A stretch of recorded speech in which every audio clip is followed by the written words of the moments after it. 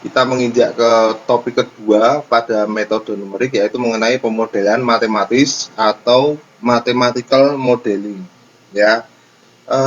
Jadi yang akan saya sampaikan di sini pertama ini adalah motivasi, ya. Kenapa kita itu selaku manusia, bukan khusus engineer ya, tapi semua manusia itu butuh untuk memodelkan sesuatu itu secara matematis, ya. Kita sudah diajari untuk memodelkan sesuatu secara matematis itu sejak kita masih di TK. Ketika kita mulai mengenal angka itu kita sudah mengenal mengenai model matematis. Misalnya kita punya permen 3 biji, nah itu model matematis dari permen kita itu adalah apa? 3 buah permen yang kita miliki.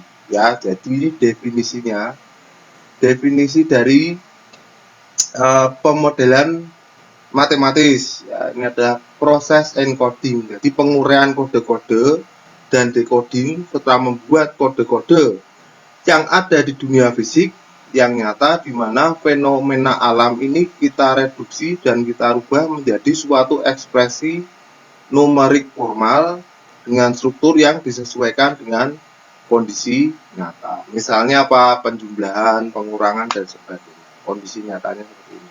Kalau sesuatu kita tambahkan atau kita jumlahkan, harusnya itu menjadi lebih banyak, ya, dari semula. Kalau sesuatu yang berkurang, itu berarti artinya ada pengurangan atau operasi pengurangan yang kita pakai di dalam model fisik tersebut. Ya, jadi motivasi ini adalah awal dari semua tindakan yang kita lakukan. Ya, kita harus punya motivasi untuk melakukan sesuatu. Ya, jadi awalnya kita perlu suatu model yang cukup akurat, ya, dan sederhana yang dapat menjelaskan fenomena fisik. Ini motivasinya cuma ini. Oke ya. Lalu kita membuat suatu cara baru untuk membuat suatu model matematis dan kita baru mendefinisikannya. Ya, jadi harusnya ini motivasi dulu. Setelah kita tahu dengan baik, baru kita membuat definisinya. Oke. Oke, berikutnya ya, ini mengenai proses pemodelan matematis, ya. Jadi proses pemodelan matematis itu adalah biasanya berdasarkan pengamatan dan empiris, ya. Yang berdasarkan empiris itu adalah sesuatu yang berdasarkan data. Ya, jadi kalau kalau Anda dapat filsafat ilmu, ya, kuliah filsafat ilmu, itu empiris itu sesuatu yang kita buat kesimpulan dari data-data yang kita dapatkan. Jadi misalnya kita punya pengalaman seperti ini dan sebagainya, itu kita buat data lalu kita buat kesimpulan, ya. Berikutnya ini adalah konseptual atau observasi, ya. Proses pemodelan matematis yang dengan konseptual atau observasi ini adalah konsep teori yang mendeskripsikan fenomena yang sedang dipelajari, ya. Contohnya apa? Hukum Newton, ya, F sama dengan MA. Itu adalah sesuatu yang kita dapat secara konseptual, ya. Satunya lagi ini adalah secara empiris tadi, ya, empiris dan konseptual. Ada dua itu aja, ya. Yang perlu kita catat di sini bahwa metode empiris itu sering digunakan untuk membantah metode konseptual, ya, atau malah mungkin bisa menguatkannya juga atau sebaliknya, ya. Jadi yang terbaik adalah mengkombinasikan dari kedua pendekatan tersebut. Nah, ini kebetulan Newton itu F sama dengan MA ini bisa membuat atau bisa memenuhi sesuatu yang dilakukan secara empiris, ya. Jadi kita konseptual, Newton membuat konsep dulu, lalu oleh ilmuwan selanjutnya itu dibuktikan secara empiris atau dibuktikan secara dengan menggunakan percobaan, ya. Jadi empiris itu selalu kita peroleh, data-data ini kita peroleh dari serangkaian percobaan. Oke, berikutnya, ya. Oke, model matematik sederhana, ya. Model matematik sederhana itu pada umumnya terdiri dari variabel dependen atau variabel yang bergantung, ya. Dependen itu bergantung, ya, tergantung.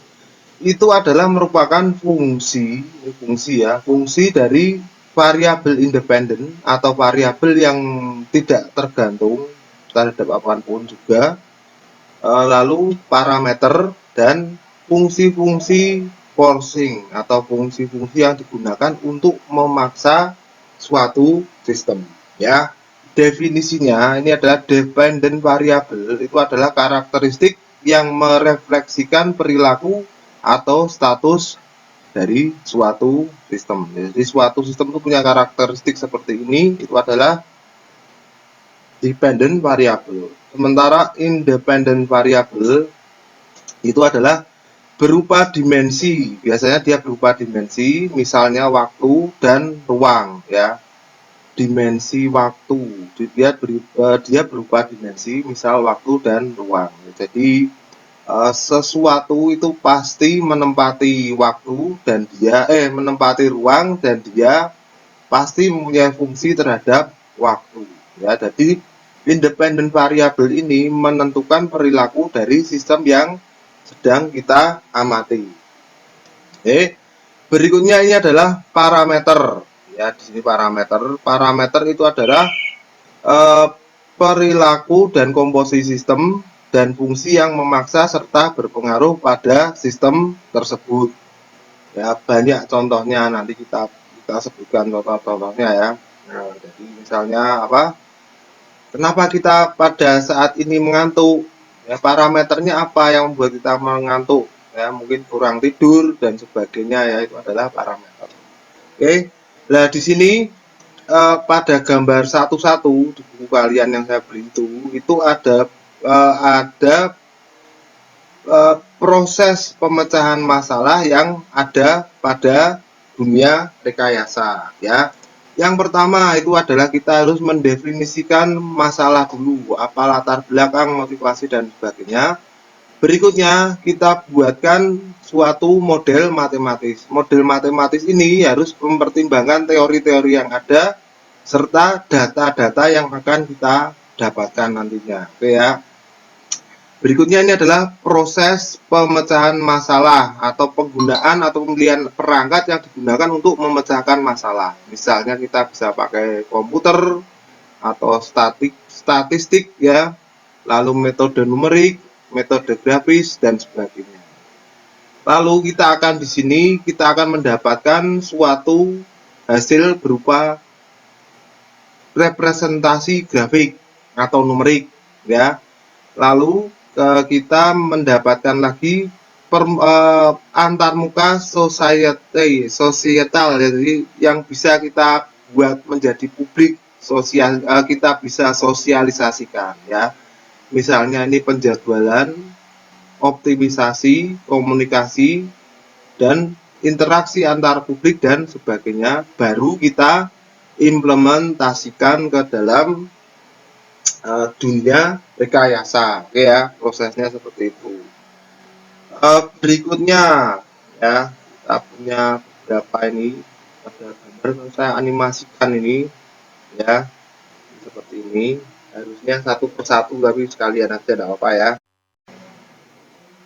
Berikutnya di sini adalah ini, ya, kita pelajari mengenai asal muasal hukum Newton terlebih dahulu, ya. Di sini Newton itu telah memformulasikan suatu hukum mengenai kelembaban yang dikenal dengan hukum kedua dari Newton. Pointernya saya ganti pensil dulu, ya. Hukum kedua dari Newton, ya. Newton ini menurunkan hukum keduanya itu berdasarkan pengamatan dari observasi, ya. Artinya dia melakukan ini dengan metode konseptual, ya. Jadi secara konseptual dia menurunkan suatu persamaan yang bentuknya seperti ini. F sama dengan MA, ya. Ini persamaan ini menyatakan bahwa waktu atau perubahan momentum dari suatu massa atau body itu sama dengan resultan dari gaya yang bekerja padanya, ya. Di sini Secara ekspresi matematis itu hukum kedua Newton dapat kita formulasikan seperti ini. Jadi gaya yang bekerja pada suatu benda itu adalah sama dengan massa dikalikan dengan percepatan atau berbanding lurus ya. Berbanding lurus atau terbalik nih, pokoknya sama dengan massa dikalikan dengan percepatannya. Ya, persamaan kedua ini bisa kita rubah menjadi bentuk seperti persamaan 1,3 dengan cara membagi kedua sisi ini dengan masanya. Jadi kalau ini keduanya kita bagi dengan masanya, ini kita bagi juga dengan massa, kita akan dapat F per M sama dengan A, ya, yang membentuk suatu persamaan 1,3 ini, ya. Persamaan 1,3 ini memiliki karakteristik yang secara tipikal atau matematis, model matematis ini merepresentasikan dunia yang sebenarnya, ya. Jadi di sini digambarkan seseorang yang sedang terjun, ya. Ini kalau tidak tahu sepertinya menari tapi sebenarnya dia sedang melakukan terjun, ya, atau mungkin terjun dengan bergaya, ya, gitu ya. Ya, jadi di sini dia mendeskripsikan suatu proses atau sistem dalam bentuk matematis, ya, 1,3 ini ya. Yang kedua, dia merepresentasikan idealisasi dan penyederhanaan dari suatu realitas. Ya, jadi ini persamaan ini cukup sederhana untuk suatu realitas yang sebetulnya kompleks. Ya, ini nanti kita akan uraikan bahwa masalah seorang yang terjun bebas ini dengan menggunakan payung itu adalah suatu permasalahan yang sebetulnya kompleks dan merupakan kalau ini gaya ini kita uraikan itu adalah sesuatu yang kompleks tapi bisa kita representasikan dengan cara sederhana, ya. Tapi penyederhanaan ini tentunya punya konsekuensi, ya. Jadi model yang kita ini harus kita abaikan, banyak yang kita abaikan detail-detailnya, ya. Proses dan sebagainya ini cuma difokuskan pada manifestasi atau bentuk-bentuk esensialnya saja, ya. Jadi ketika orang jatuh tentunya dia punya massa, manusia ini punya massa, punya berat, ya. Tentunya lagi dia punya, ketika dia jatuh dia akan mengalami kecepatan sekian. Kalau kita turunkan satu kali lagi itu adalah suatu bentuk dari percepatan, ya. Maka di sini hukum kedua itu tidak termasuk efek dari relativitas, ya, yang mana ini secara minimal itu sangat penting dan sangat berpengaruh ketika kita aplikasikan pada objek, ya, dan gaya-gaya yang berinteraksi pada penerjun ini ketika dia berada pada posisi tertentu dari permukaan bumi, ya, pada kecepatan tertentu, ya, dan pada skala-skala yang bisa kita lihat atau visible itu bisa dilihat, ya, bisa dilihat oleh mata manusia, ya. Yang ketiga itu dia menghasilkan, ya, hasil yang dapat diproduksi ulang, ya, diulang-ulang itu dia bisa hasilnya, dan secara konsekuensinya itu dia dapat digunakan untuk memprediksi apa yang akan terjadi berikutnya, ya, karena dia selalu berulang, ya, dia berulang seperti ini. Kalau di simple harmonic motion itu jadi kita bisa prediksikan apa yang akan terjadi berikutnya, ya.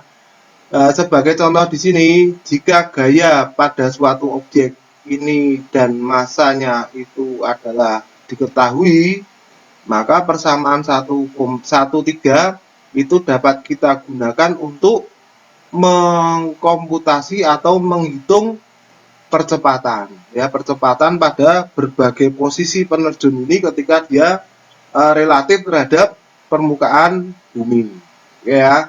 Nah, jadi di sini pada gambar 1,2 ini dijelaskan bahwa diagram skematik dari gaya yang bekerja pada suatu pada seorang penerjun, ya, Di sini ada dua buah gaya yang bekerja padanya. Ini saya hapus dulu ya biar mudah dilihat.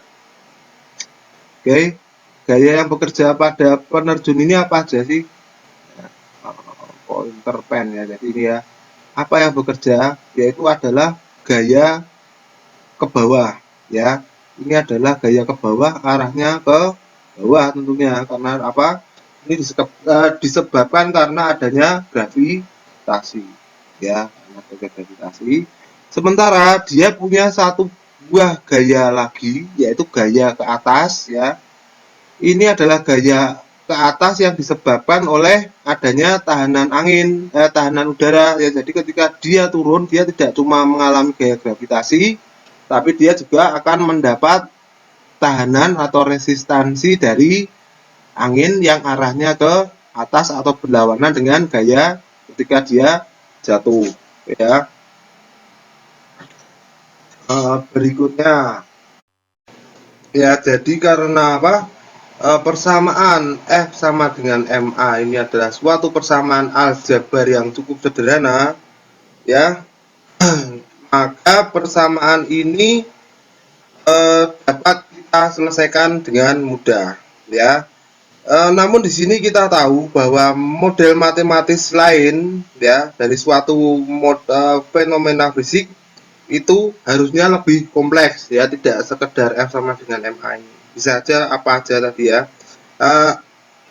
Ya, dan semuanya itu tidak bisa diselesaikan dengan mudah ya. Kalau kita mau teliti, kita membutuhkan suatu persamaan atau teknik matematika yang jauh lebih kompleks ya, jauh lebih rumit ya. Di sini kita buat persamaan ini yang disederhanakan tadi oleh Newton, ini bisa kita buat menjadi suatu persamaan yang lebih kompleks ya, dengan banyak pertimbangan tentunya. Oke ya. Jadi kalau F sama dengan MA, ini dari gayanya saja bisa kita uraikan menjadi dua ya. Jadi gaya naik sama gaya ke arah bawah ya. Ini tiap ekspresi dari gaya ini masih bisa kita uraikan lagi menjadi sesuatu yang lebih rumit ya. Jadi misalnya kita punya persamaan F sama dengan MA ini ya. Ini bisa kita perjelas lagi atau kita buat menjadi bentuk lain, tadi menjadi A sama dengan F dibagi dengan M. Oke ya. Sementara kita tahu bahwa percepatan itu adalah turunan dari kecepatan terhadap waktu ya, maka kita susun kembali persamaannya menjadi seperti ini ya, di mana V itu adalah velocity atau kecepatan, itu satuannya adalah meter per second ya, meter per second. Oke, maka di sini kita tahu bahwa gaya ini tidak cuma sekedar ini ya, kita sudah membuat dia menjadi sesuatu yang lebih kompleks. Lalu berikutnya apa? Kita coba melihat apakah gaya ini, gaya total yang dialami oleh penerjun ini seberapa ya. Kalau secara intuitif kita bisa lihat bahwa gaya yang dialami oleh penerjun itu totalan adalah gaya turun ditambah dengan gaya naik. Oke. Lalu kita tentukan lagi. Kalau misalnya naik itu kita anggap sebagai positif, maka kita dapat lagi, kita susun kembali, naik itu adalah positif, turun itu adalah negatif. Kita dapat FU dikurangi dengan FD ya, karena ini tadi turun ke bawah, sehingga dia negatif, ke atas itu adalah positif. Nah, sementara tiap-tiap gaya ini kita bisa uraikan lagi menjadi seperti ini.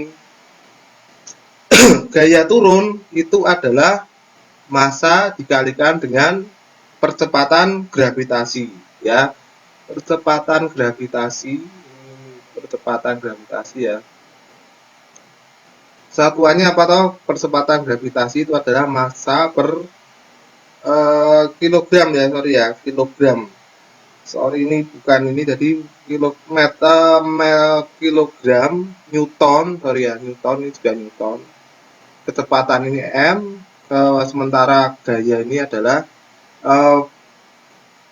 Jadi benar ya, ini adalah massa meter, sorry bukan massa, meter per second kuadrat. Ini adalah percepatan gravitasi. Ya, besarnya berapa? Kira-kira 9,81 ya, 9,81 meter per second. Oke, ini untuk gaya yang turun. Nah, bagaimana dengan gaya naiknya? Gaya naik itu adalah FU. Gaya naik itu bisa kita uraikan menjadi apa? Coefficient of drag. Ya, coefficient of drag dikalikan dengan kecepatan. Ya, gaya seret, gaya resistensi, koefisiennya dikalikan dengan kecepatan. Ini disebut dengan C, itu adalah drag coefficient. Di buku ini ya, drag coefficient. Koefisien satuannya kilogram per second. Ya, maka di sini semakin kecepatannya semakin tinggi, maka gaya ini juga akan semakin besar. Ya, parameter C ini adalah suatu properties atau sifat dari suatu objek. Ya, terus setelah ini bagaimana? Kita susun lagi persamaan ini. F sama dengan FD plus minus FU ya, minus FU. Berarti di sini F itu adalah dV per dt. Ini ya dari sini, dV per dt sama dengan FD itu adalah massa dikali gravitasi, oke, dikurangi dengan ini FU ya, FU itu adalah minus C dikalikan dengan P ya, ini harusnya minus juga nih, minus jadi minus karena dia ke atas, ke bawah jadinya minus, lalu dibagi dengan M ya, ini diperoleh dari persamaan ini, A sama dengan F per M, sementara dV per dt sama dengan FD plus FU ya di sini ya. Ini faktor minusnya sudah dijadikan sini jadi satu. Harusnya ini kalau di buku ini pakainya seperti ini, bagi dengan masanya. Tapi kalau saya lebih suka ini CV tetap, tapi cuma F-nya ini kita jadikan minus, jadi FD min FU dibagi dengan masanya. Tapi FU di sini kita tetapkan sebagai positif, jadi FU sama dengan CV ya, jadi ini sama aja sih hasilnya. Oke, kita akan dapat persamaan terakhir seperti ini ya. Oke, persamaan ini bisa kita susun lagi menjadi seperti ini. dV per dt sama ya, ini tadi ya, sama dengan G minus C per M dikalikan dengan P. Ini ya, G M-nya saya turunkan ke sini. Ini masanya seperti ini, jadi G per M kan habis, CV C per M kalikan P. Ya, ini kalau di ini ada persamaan 19. Nah, ini kita bisa analisis lebih lanjut ya, untuk merubah bentuknya lagi menjadi bentuk yang sudah siap kita pakai ya, yaitu menyelesaikan integrasinya secara kalkulus ya. Ini kalau kita buat integrasinya itu adalah integral dV sama dengan G min C per M dikalikan dengan P, ini adalah fungsi dari dt ya. Kalau kita integrasikan semuanya, itu kita akan dapat kecepatan yang merupakan fungsi terhadap waktu itu sama dengan G kali M per C ya, dikalikan dengan 1 min eksponen dari ini tadi ya, eksponen dari C per M dikalikan dengan T ya. Ini kalau di buku yang kita pakai sebagai referensi, ini adalah persamaan 1/10. Jadi bisa Anda lihat bahwa kita dari persamaan yang sederhana seperti ini bisa kita buat menjadi persamaan yang cukup kompleks ya. Namun persamaan ini sudah memiliki hasil yang eksak, jadi nilainya sudah pasti ya, dengan tinggal memasukkan koefisiennya saja kita sudah mendapatkan solusi dari persamaan ini 1/10 ya. Nah, namun sayangnya tidak semua permasalahan itu bisa kita selesaikan secara eksak ya. Harus kita kita selesaikan dengan metode numerik ya. Di sini metode numerik berperan. Kalau ada persamaan yang tidak eksak itu kita pakai teknik dengan menggunakan metode numerik. Nah, metode numerik itu seperti apa sih? Yang persamaan eksak itu seperti apa? Nah, ini adalah pertanyaan baru. Metode numerik itu apa? Persamaan eksak itu apa? Persamaan eksak itu yang seperti apa? Metode numerik itu yang seperti apa? Persamaan eksak jelas, ya. Kita sudah dapat persamaan ini, ya. Dengan kita hanya mengganti nilai koefisiennya aja, seperti kita tahu, koefisien drag ini, C ini akan berubah seiring dengan posisi si orang ini terhadap permukaan bumi. Ya, mungkin aja di atas udaranya vakum atau lebih tidak lebih padat atau tidak lebih rapat daripada sekian meter dari permukaan bumi. Ya, ini kita tinggal mengganti nilai C yang ada di sini saja. Tapi ini sudah jelas, jadi persamaan eksak itu kita bisa menggantikan. Sementara G, gravitasi, kita tahu nilainya 9,81. C ini bisa kita ganti berubah terhadap posisi bumi. Ya, ini adalah persamaan eksak tuh, jadi nilainya bisa kita ketahui. Oke ya, ini terhadap waktu. Nah, sekarang metode numerik itu apa? Metode numerik seperti saya bilang tadi digunakan untuk menyelesaikan persamaan-persamaan yang tidak bisa diselesaikan dengan persamaan atau metode eksak. Oke, kita lihat contohnya seperti apa ya. Ini lebih mudahnya contohnya seperti ini ya. Contoh 1-1 ya, seorang parasutis. Jadi ini orang yang naik parasit ya, parasut. Masanya itu 68,1 kg. Dia meloncat dari hot air balloon ya, jadi balon udara panas ya yang sedang diam ya. Gunakan persamaan 1/10 untuk mengkalkulasi kecepatan jatuhnya ya terhadap pembukaan parasutnya ya. Sementara koefisien dragnya itu adalah sekitar 12,5 kg per second. Nah, persamaan 1/10 tadi itu seperti ini ya.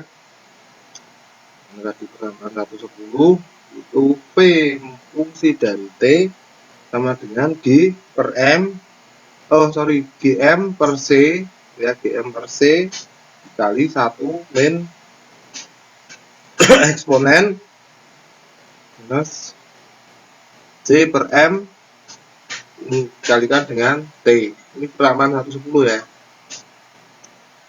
Persamaan 1/10. Nah, di sini kita tahu semua semua variabelnya ketahuan, parameternya variabel ketahuan ya. Ini adalah 68,1 masanya. Ini massa. Sementara koefisien dragnya itu adalah 12,5 kg per detik.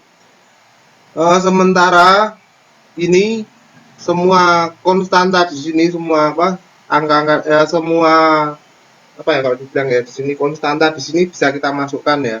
Semua yang sudah ada angkanya bisa kita masukkan.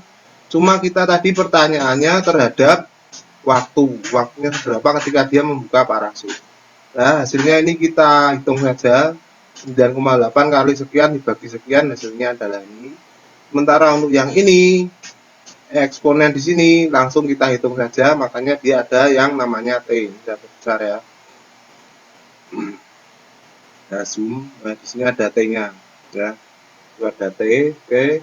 Jadi persamaan ini adalah persamaan utama yang kita pakai untuk menghitung sesuatu terhadap waktu ya. Menghitung kecepatan terhadap waktu, maaf ya. Jadi ini bisa kita langsung tabelkan. Ini T, satuannya adalah detik.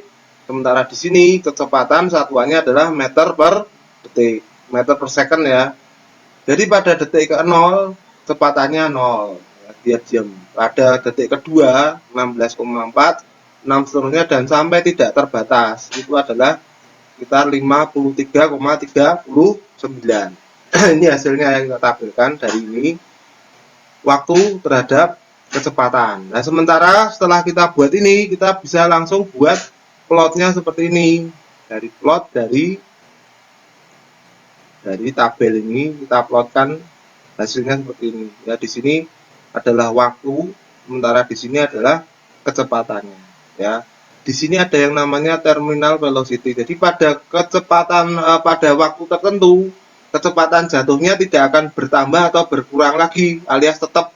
Ya, di sini nilainya sudah lurus saja, tidak ada perubahan seperti ini. Ya, ini yang disebut dengan terminal velocity. Ya, ini kita plotkan satu persatu, hasilnya seperti ini.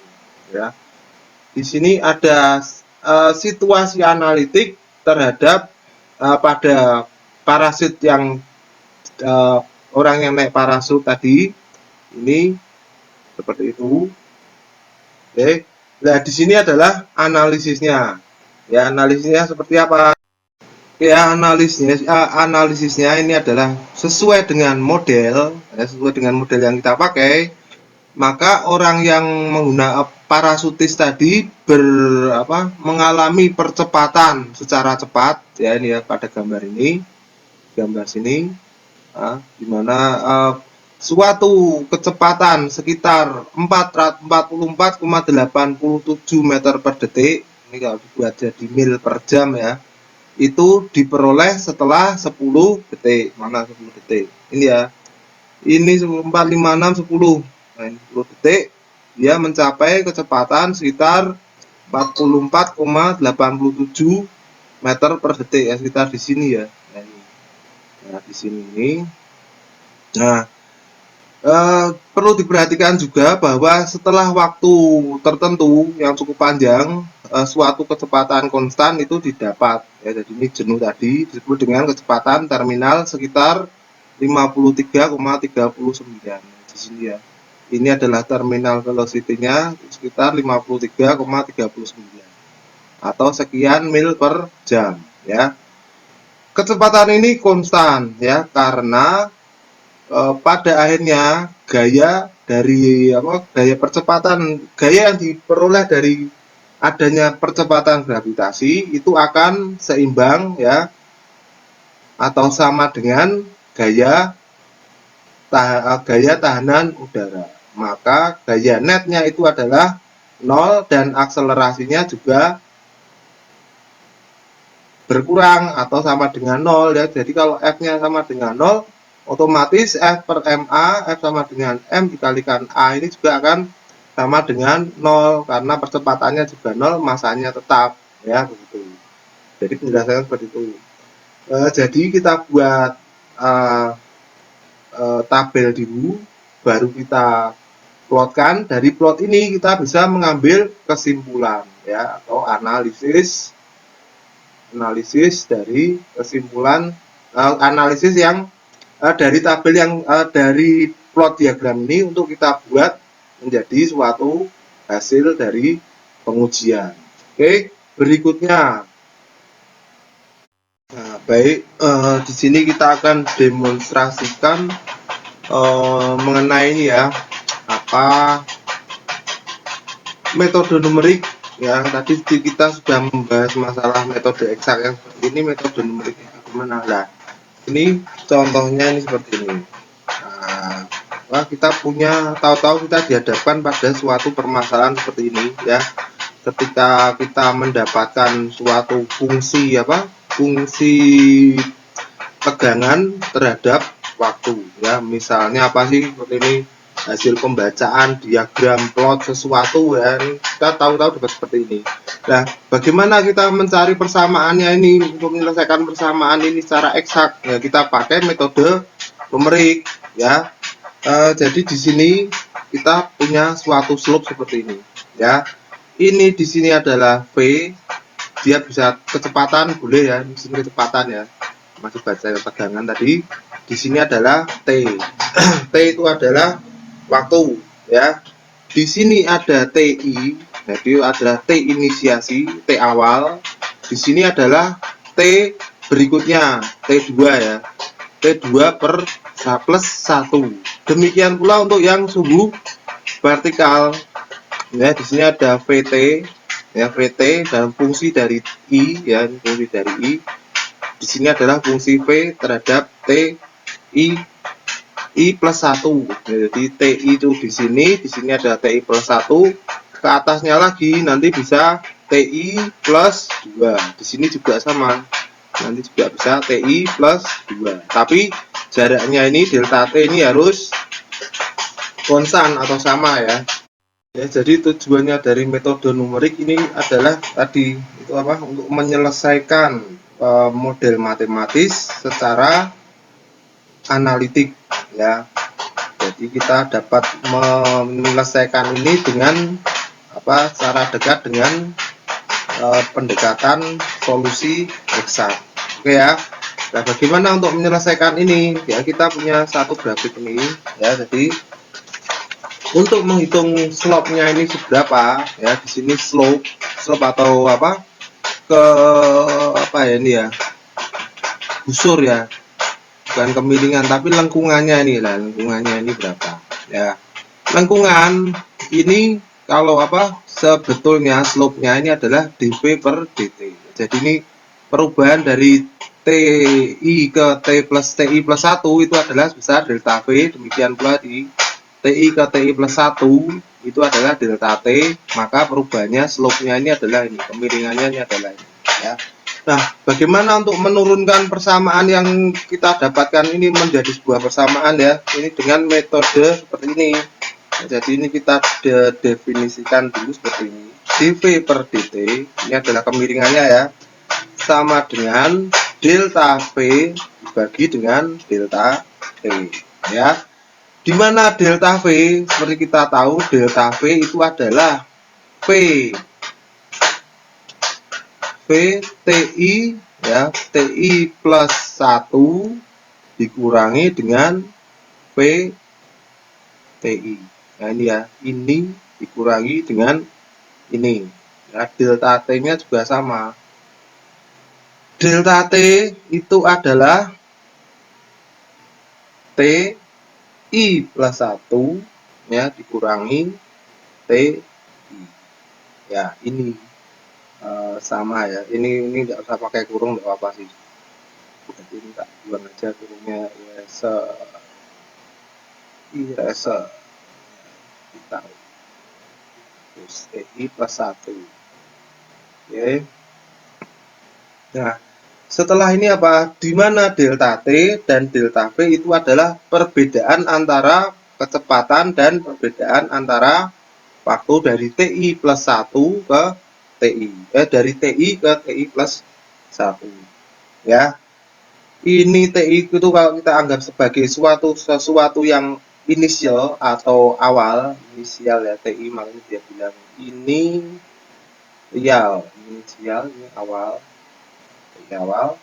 Maka untuk menyelesaikan dV per dt itu kita ingat mengenai teori pendekatan yang finite atau terbatas ya, di mana dV per dt itu adalah mendekati delta V per delta T ya.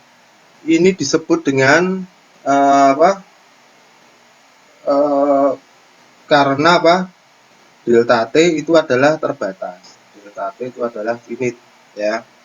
Nah, ingat dari kalkulus pula bahwa dV per dt itu adalah limit dari delta T yang mendekati ke 0 dari persamaan ini, dV per delta T. Oke ya, persamaan ini disebut dengan persamaan finite difference. Ini adalah pendekatan secara finite ya, approximation.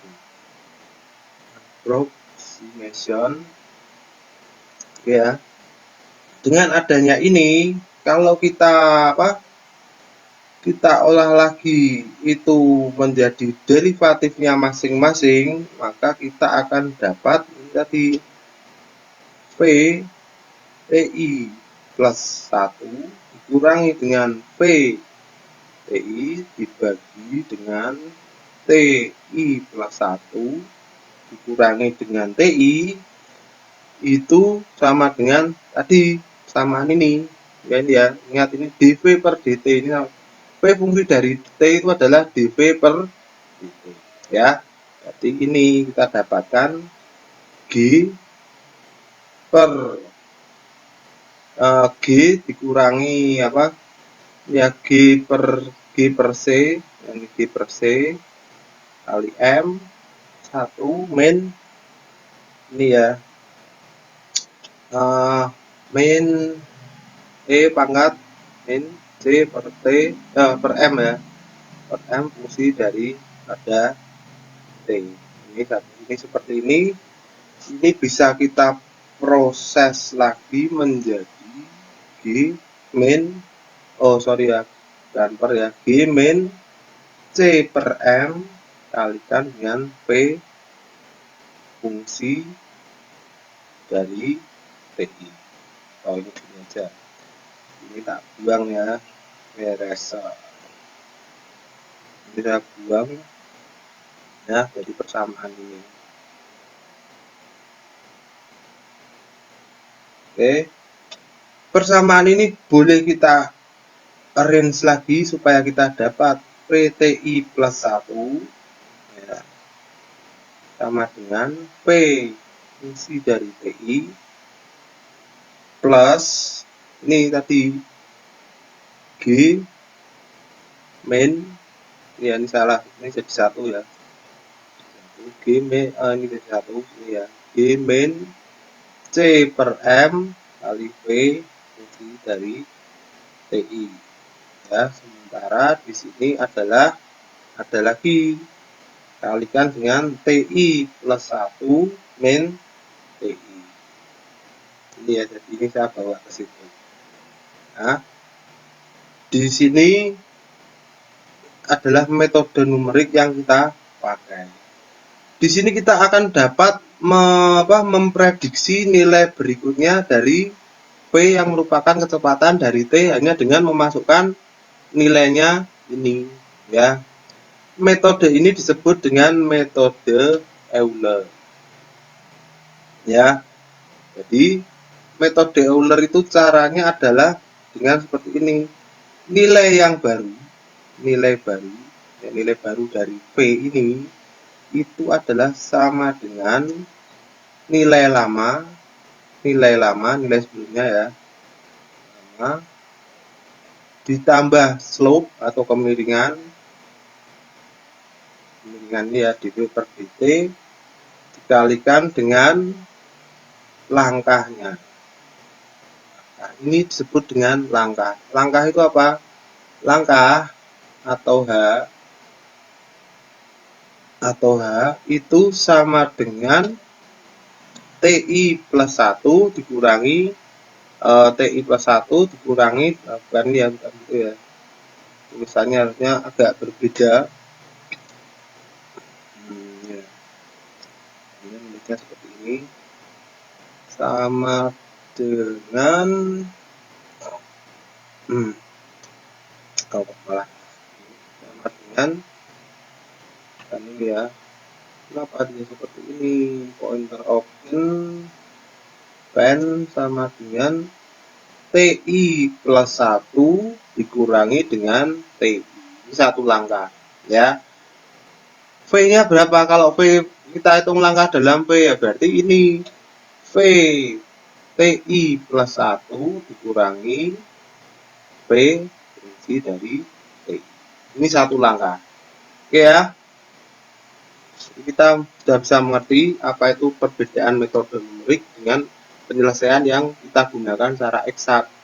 Teknik salah satu ini adalah salah satu contoh saja untuk menyelesaikan suatu persamaan dengan menggunakan metode Euler. Jadi ini kebetulan ini kita selesaikan dengan metode Euler. Nantinya banyak yang bisa kita pakai ya, terutama dengan menggunakan dari Taylor. Oke ya.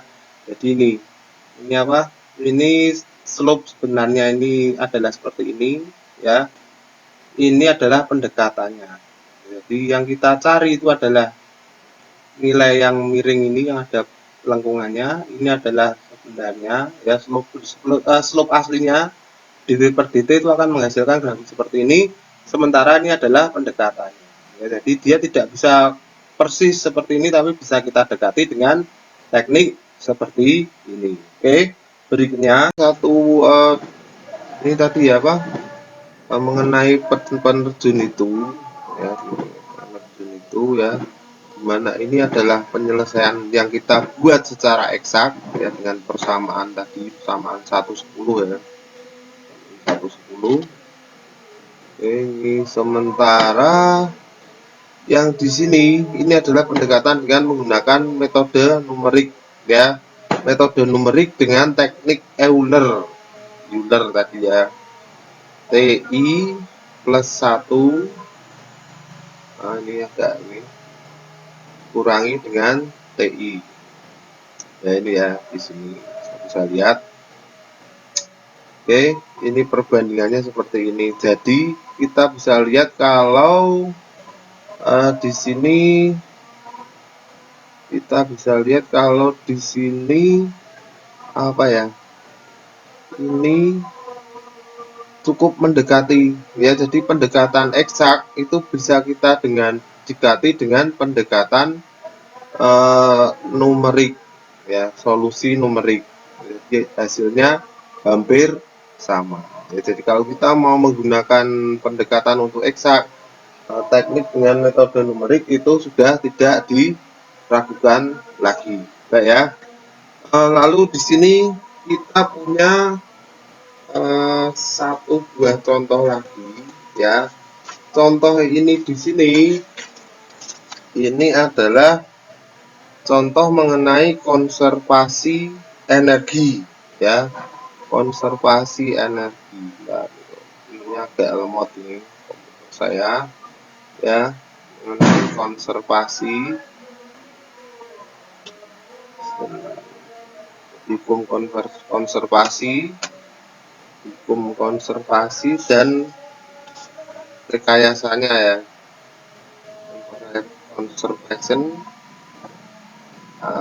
conservation laws and engineering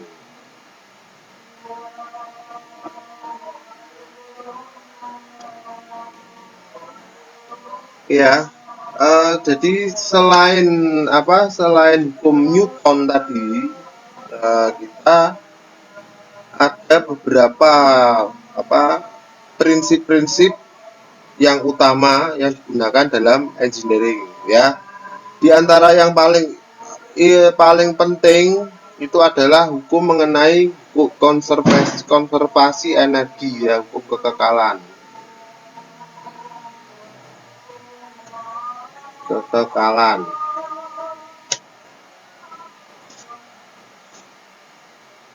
Ya ini agak ada kesalahan teknis tadi. Jadi hukum yang penting itu adalah hukum mengenai hukum kekekalan ya. Hukum kekekalan itu bisa kita rumuskan sebagai berikut ya. Perubahan atau perubahan itu adalah selisih antara kenaikan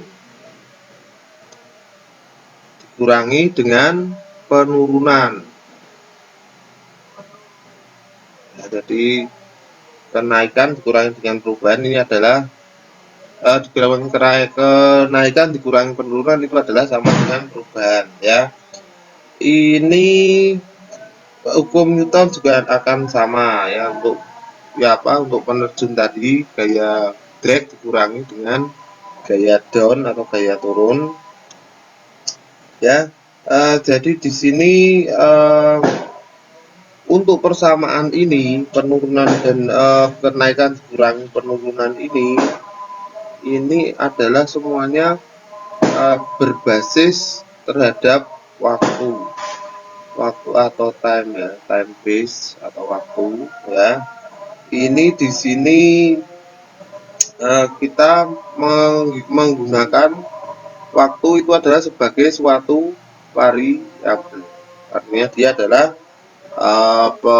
faktor atau itu ya, variabel independen, ya, variabel yang merubah semua sistem, semua parameter yang ada di dalamnya, ya. Ini jika jika tidak terdapat perubahan pada sistem tersebut, maka otomatis perubahannya adalah sama dengan 0, ya. Jadi di sini sama dengan kenaikan atau increase dikurangi dengan penurunan itu adalah sama dengan 0, ya. Atau kenaikan itu akan sama dengan penurunan, ya. Nah, jadi jika tidak ada perubahan, kenaikan dan penurunan itu akan berada pada kondisi yang balance atau setimbang, ya, seimbang, ya. Pada kasus ini di mana kita sebut kondisi balance ini biasanya oleh beberapa author itu disebut dengan steady state, dengan steady state, ya. Jadi pada kondisi seimbang atau status yang tidak berubah. State itu kan status, ya, status yang tidak berubah. Jadi misalnya kita punya persamaan seperti ini, kita akan menghitung ini, sistem ini, ya, suatu keseimbangan untuk aliran seimbang untuk fluida yang inkompresibel, aliran fluida inkompresibel pada sambungan pipa, ya. Jadi di sini kita bisa tuliskan karena tidak adanya perubahan, maka flow in atau aliran masuk itu sama dengan aliran keluar, ya toh.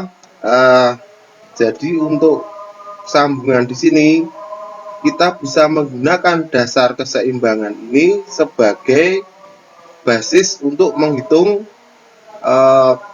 masukan dan luaran pada pipa itu adalah steady, ya. Dalam hal ini nanti sudah dihitung itu hasilnya 60, ya, 60 satuannya nanti milik satuannya volume per sekian waktu, ya, volume per time. Volumenya ini bisa meter kubik atau apa, timingnya adalah detik boleh, jam boleh, menit boleh, ya. Nah, jadi untuk penerjun payung yang jatuh tadi ini, hukum untuk steady state ini adalah mg sama dengan c dikalikan v. Kenapa? Karena dv per dt itu akan sama dengan 0, ya.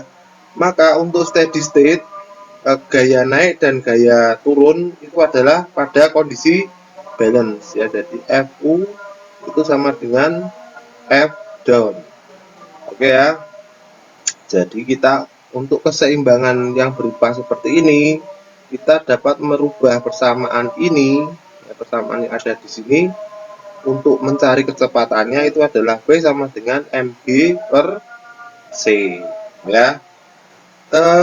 Walaupun ini kelihatannya simple, tapi ada dua basis, ya, dua cara di mana kita melibatkan persamaan kekekalan energi, ya, kekekalan sama kekekalan energi boleh, apapun boleh, ya. Ini di mana kedua basis tersebut akan membentuk bagian yang penting untuk mengilustrasikan hubungan antara ini metode numerik dan dunia rekayasa, ya. Jadi untuk semua dunia rekayasa itu metode numerik ada hubungannya, dan berikut ini pada tabel berikutnya ini ditunjukkan mengenai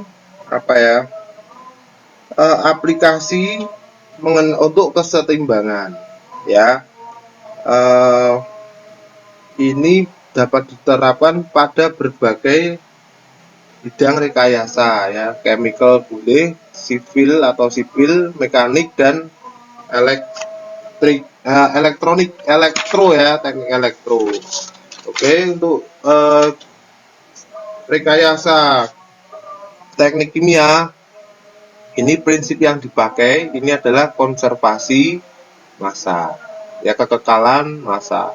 Sementara untuk rekayasa sipil itu adalah konservasi dari momentum, ya, konservasi massa. Jadi cairan masuk itu sama dengan cairan keluar. Demikian pula untuk struktur ini sipil ya, kalau ini di sini, kalau di tempat teknik mesin itu statika ya.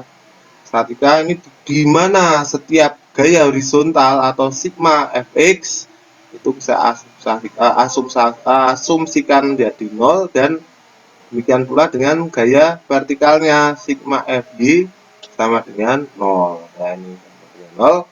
Sementara untuk bidang rekayasa mesin ini kita menggunakan konservasi momentum karena teknik mesin itu melibatkan gerak ya. Jadi di sini kalau Anda lihat lagi di sini adalah perbesaran, kalau kita besarkan kita akan mendapatkan ini di mana x0 itu adalah ketika dia diam ya, ketika dia mulai bergerak akan terjadi gaya naik atau gaya turun ya.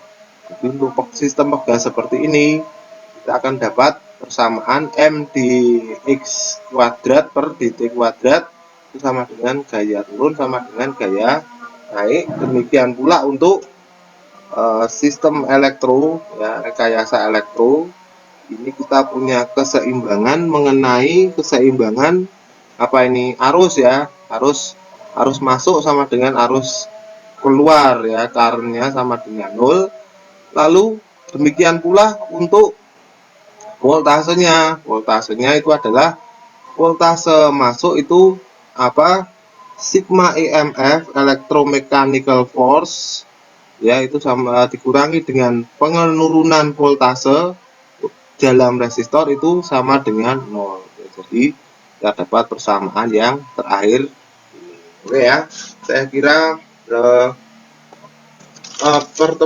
pertemuan topik kita mengenai ini konsep mengenai pemodelan matematis bisa kita cukupkan di sini karena banyak juga sudah habis ya di buku ya.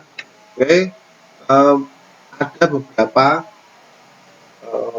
ringkasan yang harus kita tahu, harus kita lihat ya, bahwasanya ketika kita membuat suatu model matematis itu kita akan menghadapi beberapa isu itu masalah ya, yang dalam buku ini adalah seperti ini. Yang pertama ini adalah nonlinear versus linear ya. Kebanyakan sistem rekayasa klasik itu tergantung pada linearisasi. Jadi persamaan yang tidak linear itu harus kita linearisasikan ya. Walaupun ini terkadang mencukupi ya, tapi kalau kita perluas lagi wawasan itu non-linear problem atau masalah-masalah non-linear itu harus juga kita amati. Berikutnya, ini adalah sistem yang kecil versus sistem yang besar ya. Tanpa adanya komputer itu tidak mungkin untuk menguji ya, mengeksamin atau mengamati suatu sistem untuk sistem yang lebih dari 3 komponen ya. Dengan adanya komputer dan metode numerik ini kita akan mendapatkan sistem pengamatan sistem multikomponen yang lebih realistis. Yang ketiga itu adalah non ideal versus ideal ya. Hukum yang diidealisasikan itu banyak keterbatasannya dalam rekayasa ya. Ada karena di sini sering kita pakai harusnya suatu sistem itu adalah non ideal ya. Ini karena sistem yang non ideal itu akan lebih realistis ya, tapi akan menuntut perhitungan yang lebih kompleks ya. Di sini pendekatan dengan metode numerik itu dapat memfasilitasi semua ini. Kemudian berikutnya ini adalah analisis sensitivitas ya, karena sistem-sistem ini sangat melibatkan banyak kalkulasi manual ya, jadi kita membutuhkan waktu yang lebih banyak supaya implementasi kita bisa sukses ya. Ini kadang menghambat seorang analis dari mengimplementasikan perhitungan yang multiple atau ganda ya. Mungkin karena apa? Melihat persamaan yang sangat banyak jadi agak malas ya. Nah, di sini kita juga terutama kalau kita mengeksaminasi atau mengamati ya, menyelidiki bagaimana suatu sistem sistem itu memberikan respon pada beberapa kondisi ya. Ini dibutuhkan analisis sensitivitas ya, yang mana itu dapat difasilitasi ketika kita menggunakan metode numerik dengan menggunakan komputer ya, untuk menghindari beban yang timbul karena adanya perhitungan yang kompleks. Berikutnya ini adalah mengenai desain. Ini terkadang cukup straightforward, itu langsung ya. Proposisi yang kita tentukan itu cukup bisa kita lakukan secara langsung ya. Kita dapat melihat kinerja dari suatu sistem sebagai fungsi dari parameter-parameter yang ada ya. Ingat parameter tadi apa definisinya. Oke. Kadang kita akan menemukan kesulitan untuk menyelesaikan masalah pembalikan. Jadi masalah kita balik itu akan lebih kompleks, lebih rumit daripada menentukan parameter ya, ketika kinerja yang spesifik itu dibutuhkan atau harus diketahui informasinya. Nah, dengan metode numerik dan komputer itu kita dapat melakukan tugas ini dalam kondisi yang lebih efisien. Oke ya. Jadi ini hal yang terakhir yang harus kita lihat, terutama pada kelebihan dimiliki oleh metode numerik ya. Saya rasa saya cukupkan sekian dulu. Wassalamualaikum warahmatullahi wabarakatuh.